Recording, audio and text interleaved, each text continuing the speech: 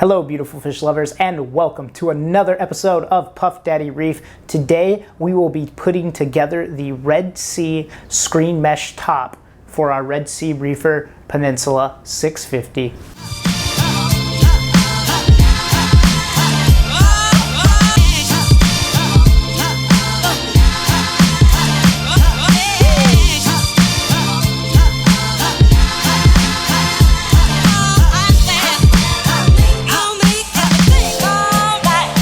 Please excuse the ladybug clip. I lost the regular clip for my mic, so we're gonna have a little bit of flair in today's video. All right, so here it is.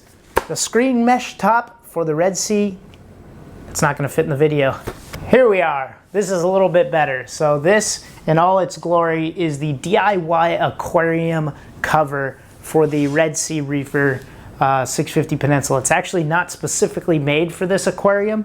It's made for a number of aquariums. This is the 72-inch by 31-inch kit, so I guess you can use it for a lot bigger aquariums. I kind of wish they had a kit that's specifically made for each aquarium, so there's no cutting or anything involved. You just piece it together, but that's not the route they went. They have some faith in us and our craftsmanship, so let's see if we can build this, see how it looks and fits on here, and then I'll tell you what my thoughts are about it. So we've got the container here, and of course, like all unboxings, we actually have to open it up. So there's some sort of plastic tape here. We can pull that off. Ta-da! So I'm gonna take the tube off right now and get all of the parts out. Wow! Lots of things in there. Instructions, that's what I was looking for. So here we have it, the instructions for the kit. It's basically the DIY aquarium net cover assembly manual. It explains what we're gonna make. Right here it says Red Sea Reefer Peninsula 650. That's our tank. And it's really interesting. So in a lot of these, you have to do a weird kind of jog maneuver around the overflow. But because the overflow for this tank sits actually below the lip, it's just made to set right over it. So we pretty much just have to make a square screen net cover. So it should be pretty easy. The other good news is if you want to use like the bulk reef supply version, it's also going to be easy because you don't have to do too many jogs or anything on this tank. So their version should be actually pretty easy to implement as well, as long as you buy the right amount of material. But this one is made for Red Sea, so I have high expectations. Let's figure out how to build it. Let's see, are there instructions in here?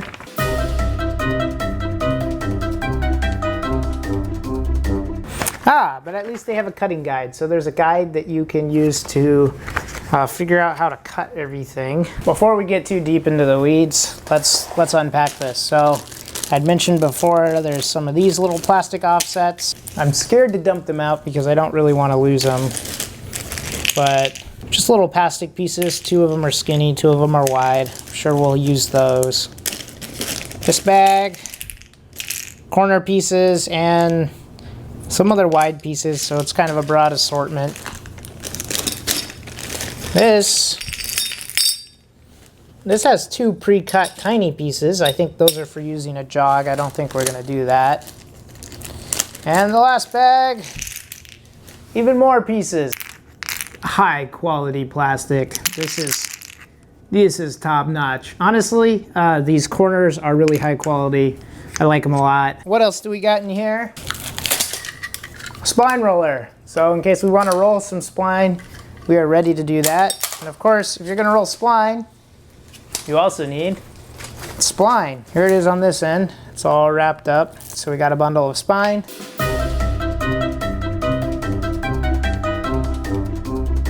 Okay, so I was worried a little bit for a second here because I saw this like powder stuff on here. It looked like a scratch. I don't know if you can see that, but wipes right off. So I spent some time looking through the instructions to try to figure out what on earth is going on. Now, for some reason, they wanted to make the instructions universal, so they decided to add absolutely no language on it at all. And even when they had an opportunity to add some sort of language, they used acronyms, which you had to figure out. I'm not sure what the P stands for, but you can kind of infer that PL is the length, PW is the width. And so the steps are basically, 1, measure your tank. If it is over 100 centimeters, then you're gonna need a center support bar to stop it from collapsing. Okay, pretty straightforward. This one seems to indicate that you're gonna have to cut the support bar a little bit shorter than the other bars, and that you're gonna need a gap of 1 millimeter on either side. I think this is if you're doing it on yourself and they don't have the lengths instructed for you.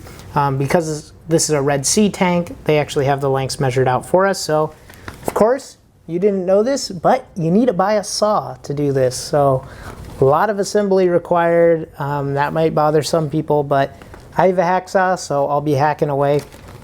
And then you basically cut 2 of your length and width. And fortunately, they have the dimensions for those basically all the way in the back. And here we have it. So if you have some more complicated tanks, there's a whole bunch of things you have to cut. For the Peninsula series, though, we pretty much have to make 5 bars. And so we have 2 for the width at exactly 59.84 inches or 1520 millimeters. And then we have 522 millimeters at 21.73 inches. So very specific. I don't know if I can cut 0.73. And then that center bar is 21.86 inches. So we've got about a little over 1/10 of an inch that we have to cut between. There's no way I'm gonna be able to do that. Hopefully it's close enough. I know some people are maybe they have like mills or something, they get these things really exact, but I'll do my best. I've got a measuring stick. And so, okay, let's get back to the instructions. Kind of another quick overview. So next thing they ask you to do is cut your spline. The spline is the rubber that you push in to kind of hold the net in place. And basically it's the same length plus 1/2 inch for your measurements. Or if you're using metric, that would be 12 millimeters. And then you start assembling the frame before you put in any mesh at all. And while you're doing it, don't forget to slide in all these little support brackets. These are the things that are gonna stop it from falling in your tank. So do that before, and then you can start pushing in all these cool corner joints. When you're pushing in the corner joints, make sure that the gap that you're pushing the spline into is basically aligned in the corner joint and the metal frame as well. They both need the gap because the spline needs to go around. If you flip it the wrong way, then it's not going to go into the corners. Then you assemble your frame. Once the frame is assembled, you lay your mesh on top, then kind of push it in with the spline. There's no hand there, it's just a magic device and rolls itself around. Don't put spline in the center. That's good to know. I wasn't sure about that. And then they basically say just go around and, you know, hand wavy, push it all in. So step 1, go this way. Step 2, go this way again. Okay, they rotate the picture in between and they don't tell you that. Step 3, go on the long side. Step 3, go on the same long side. Okay, the other long side. And then you cut it all off and that is it. Voila, you should have it. So let's see if we can do this, or let's see if we do an epic fail. So we have our handy dandy ruler here, and what we're gonna do, it looks like we have a lot more parts than we need, but when we look back on the instructions, let's start with an easy one. We need 2 at 21.73. Let's go ahead and measure it, and you can mark this any way you want. I think I'm just going to use the tip of my knife because that will probably be the simplest for me. Quarters, 1/8, 1/16. So 11.5/16 is 0.7, rounds up to 0.72. And what we really need is 0.73, so that's close enough. So 11.5/16. Oh man. You know what I really need? I just need a metric ruler. That would put me at ease. 8, 9, 10, 11. and a half. And the next one is 21.86. So the center bar is going to be about as close as 21 over 14/16, or that would be 21 7/8. So the last one is going to be 59 7/8. I've got a hacksaw, which looked like the one in the picture, so it's probably the right thing to use. And I'm just gonna do my very best.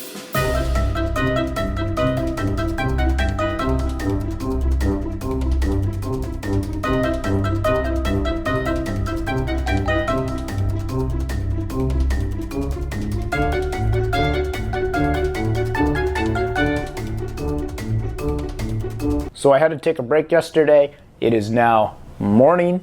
So I had to cut my little pieces here. These aren't the actual cuts. These are the smooth ends that were pre-cut. I was within 1 millimeter on the first two, and then the one that's off is offset by like 3 millimeters. The other end of it though is pretty rough, if you can see there. And there's some little parts, especially where I broke it off on the end, that kind of stick up. So what I'm gonna do is a finishing step. So now we're down to using 2 tools so far. So you're gonna need a hacksaw to do this. It's probably a good idea to have some sort of file. And I'm just gonna polish up this end real quick and make it look nice and tidy, and then we'll build the frame. Basically, I've slid in my 3 pieces. The only thing to make sure is that this is sticking on the inside on the part where you're going to put the spline, and that's it. So we're just going to do that for every single one. Now for these pieces, you do have to keep in mind that for either side of the tank for the cross beam, there's slightly different pieces, and that's just so everything lines up. These ones, they kind of look a little bit different. They're opposite, and that's because they're going to go on opposite sides of the tank. So I have the 3 pieces on that one, and then each end piece basically just has one of these tabs slid down it. The short ones are on the ends because these 90-degree angles basically have a greater offset than that center piece. And so the longest side piece is going to be the one that goes in the center.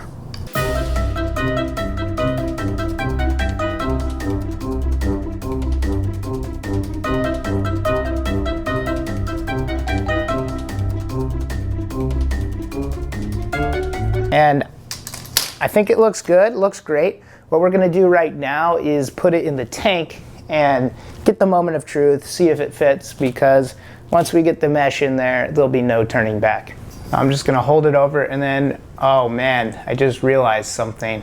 I'm not sure if there's room to actually get the wires out of the tank. I don't know if they considered that when they're speccing out the drawing. So I have all this stuff up here, and I have all these wires. I don't know if this will fit with these wires. I might actually have to shorten the frame. Let's put it in and see if we have a sufficient gap. I'll bring the camera over here, but it looks like this is not designed to work if you have wires. Kind of super annoying, so let's figure out what we're gonna do with that. So here's the frame, and look, fits perfectly up here. Fits perfectly there, fits perfectly there, great. All the way to the back, but there's the problem, the wires. So as you see here, the way it's designed, there's not a good gap to actually get your wires out of the tank. All right, guys, we've been saved. So nowhere in the instructions that I saw, they actually told you that you can cut this little corner off to make way for your cables. They don't tell you at all.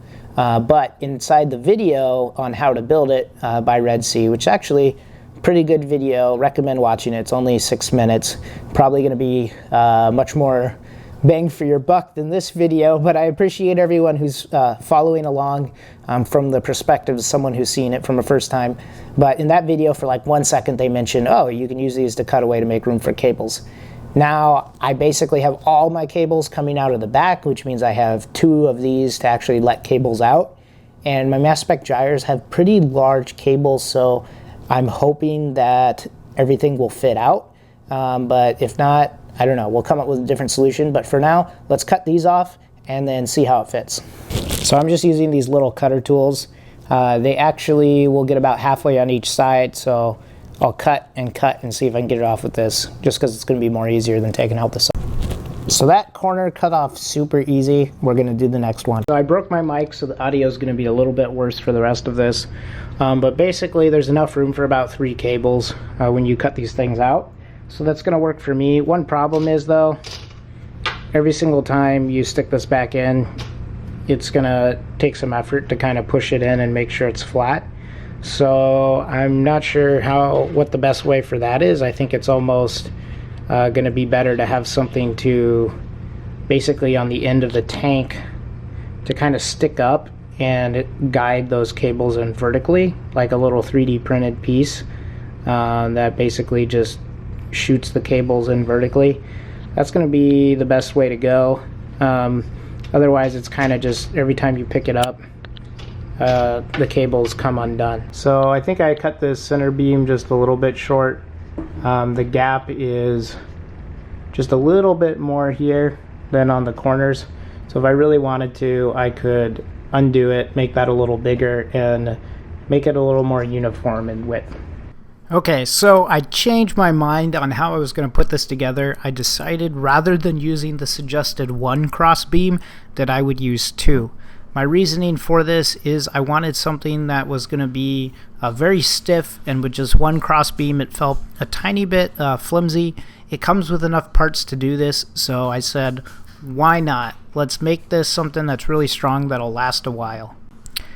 And a quick tip on cutting the spline, just leave about an extra ½ inch for the length on the spline, and make sure that you're not stretching it out too much when you're cutting it. So the next step, I kind of laid out the mesh. You have enough mesh to actually do this twice, so supposedly if you really screw up bad, you should be able to solve that. And they tell you not to stretch the net too much or too hard. That's because the net is somewhat weak and could break, especially when you're pushing in the spline. And unfortunately, it's something that did happen to me. The method I'm using here is I'm using basically duct tape, taping it on top with a small piece underneath. So it's kind of taping the mesh, kind of locking it between the duct tape. That seems to help out really well. This was really useful for me for doing this by myself and getting it all lined up. But one of the biggest challenges was pushing in this spline. It was really hard to push in, and if the spline roller touched the inside of the metal bar near where the mesh was, it would basically slice off the mesh. And so that would cause a lot of problems. There's a few places where the mesh was basically broken, partially because of that. And this whole process was very, very difficult, very time consuming.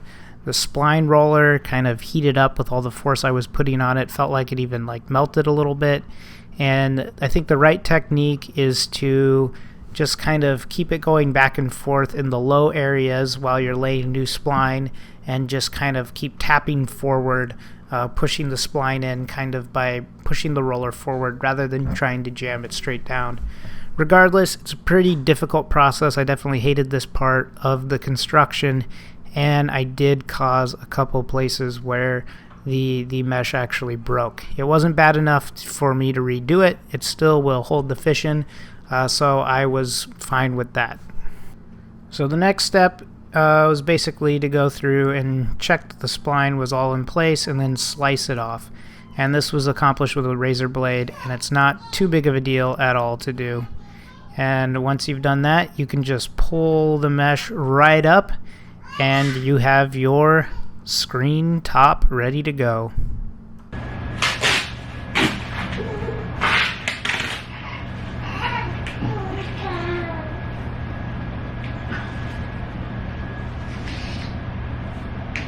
So I do have some areas on here that I'm less than happy about. There's a little rip here, and there's some rips on the other side. And if you look at the job I did, you know, there's a little bit of curve on it. So I have enough mesh to do this again, but I don't want to because it was a lot of work. So I'm gonna leave it like this, and then if ever there's a time where it gets a really bad rip, then I will redo it then. So I would rate this final part, man, I just be very careful on the last part. All the other parts are pretty easy to fix, but the last part's pretty challenging. But overall, It's good enough, and it's going to do the job, which is keep the fish from jumping out of the tank. And it's also not very visible in this tank, so I'm happy enough with it. Let's see if it fits. The nice thing about 2 center bars is I can lift it balanced from the center to put it in. And it's already in the water. All right, so we got it set in there. I just have to rearrange the cables in the back. Very unnoticeable. I like how it sets really flush with the tank just below the surface. All right, so here we have it. The Red Sea Reefer 650 Peninsula, complete with the Red Sea branded screen top mesh. It looks great, except for this little corner. I'm still not sure what I'm going to do about that. It does kind of get pushed up because of those wires. Also, in the back there, you can kind of see where my rip is causing some of the mesh to go up. But it's still going to be fish tight, and that is what matters. We are saving fish from jumping into the great unknown. They might think the water's always cooler, cleaner, better outside in the apartment aquarium, but it's really not. Water is best inside the tank where the fish know it is the right salinity. And yeah, here's that gap. Not too big a deal. Not going to worry about it. But, you know, you got to be really careful when you're putting in the net. So this is the net that I made with the bulk reef supply kit for my Deep Blue 80. I 3D printed these joints so I could get that cool angle. But one thing that I'd like to note on theirs, the salt kind of peeled back the paint. So this is just a coat of paint, and basically doesn't look too good after a while. But definitely did the job, and for some reason when I was putting this one together, I didn't rip any of the mesh. The whole experience went a little bit better. I think their spline roller from Bulk Reef Supply is a much better quality spline roller. This thing's basically seized up and melted, so perhaps I should have just used the Bulk Reef Supply spline roller. This thing is kind of junk. Too bad that it's Red Sea branded. I don't know why they felt like they had to brand their spline roller, but that's what they decided to do. So there it is for comparison. So I'd have to give the screen mesh top on my final verdict. I would give it a 4 out of 5, maybe a 3.5 out of 5. The reason is I just wish it came pre-assembled. I wish that it was much easier to get the mesh in straight, also without ripping it. It's kind of unfortunate to buy something like this and then have tears in it, but it's just so much work I don't want to redo it. The hardware though, I can't complain about it. The hardware is pretty solid, except for maybe the mesh could be a little thicker, a little user-proof. I think that my DIY skills are okay, maybe not top-notch, but I think if you're very new to making things yourself, you're going to have a lot of trouble with this. But overall, it's fit in the function. It has a nice form. You really can't even see it in there the way it drops below. So I like that. Now, it took me a lot of time to make this video, a lot of effort. I hope the editing was okay. It took a lot of work. So if you appreciate it, please, you know what to do. Give me a thumbs up, and if this is your first time on my channel, please subscribe. We are almost at 4,000 subscribers, and I would really like to get there by Christmas. So why don't you leave me a little present, hit that subscribe, and hit that bell, and I'll catch you next time on Puff Daddy Reef.